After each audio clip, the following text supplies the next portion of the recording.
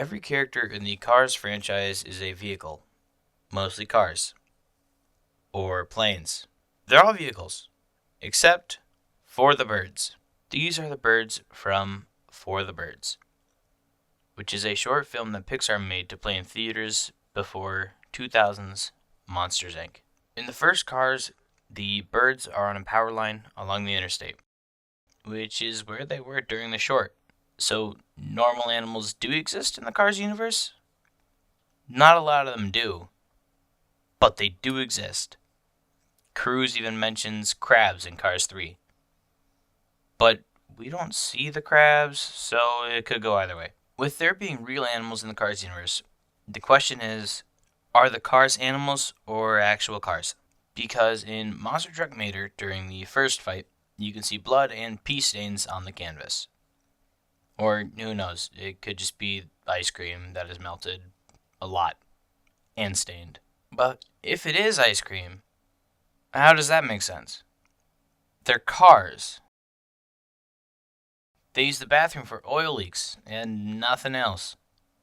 So how do they eat actual food and drink actual drinks? Like in Cars 2, where Mater eats wasabi, and they all have drinks at the bar in Radiator Springs at the beginning. We also see pints of beer on the bar at the pub in England during the final action scene of the movie. Now that I look at this bar, isn't it way too high for these cars to drink from? And they have no straws. How can they drink these? At Flo's V8 Cafe, the oil quarts have straws, so very easily accessible. But these are glasses. How can they drink from these? Not to mention that at the Tokyo party, the sinks are way too high in the bathroom. Like, how are they supposed to wash anything? And what would they even wash? What, their tires? They're driving around on dirt all day. I don't think they care. Cars 2 is just a mess. Like, during the second race, there's a turn they call the hairpin. Like, what? What hair is there to pin? Any hair that we've seen in the series hasn't been hair. Like on Rusty, it looks like it's some sort of cloth, but that's not hair. Or like on the Rastafarian wrestler, that isn't hair. Those are bungee cords.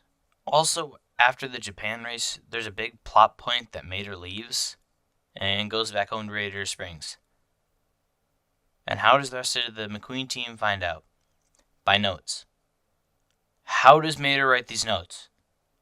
Does he stick the pencil in his mouth? And if he does, how does he write so legibly? And it doesn't stop with Cars 2 with the dumb things that shouldn't exist. In Cars 3, there are jars of dirt that foreshadow the rest of the movie. How do they open the jars? How do they scoop the sand and then seal the jars shut again? I understand how they put them on the shelf with a forklift. How do they get anything in them? Also, why are the cars wearing headsets in Moon Mater? They don't have ears. So why would they need headsets? Shouldn't they just have microphones with a big speaker? The final thing about these movies and shorts that is confusing me, at least for right now, is Miss Fritter in Cars 3 and the taxis in Cars 2. Both of these vehicles exist to bring humans from one specific place to another. So why do they exist in the Cars universe? How is Miss Fritter going to fit cars in her to bring them to school? Do they even have car school? And how does a taxi transport other cars to places? It's the same exact size as the rest of the cars. What is he going to do? Just be in charge of the line? So as they travel the highway, the taxi's there in front? Why not just get a tow truck at that time? It just doesn't make sense. They're unneeded vehicles in the universe. What, Fillmore or Van gonna take a taxi? Probably not. How could they? They're bigger than the taxis are. Those are just some weird things that exist in cars.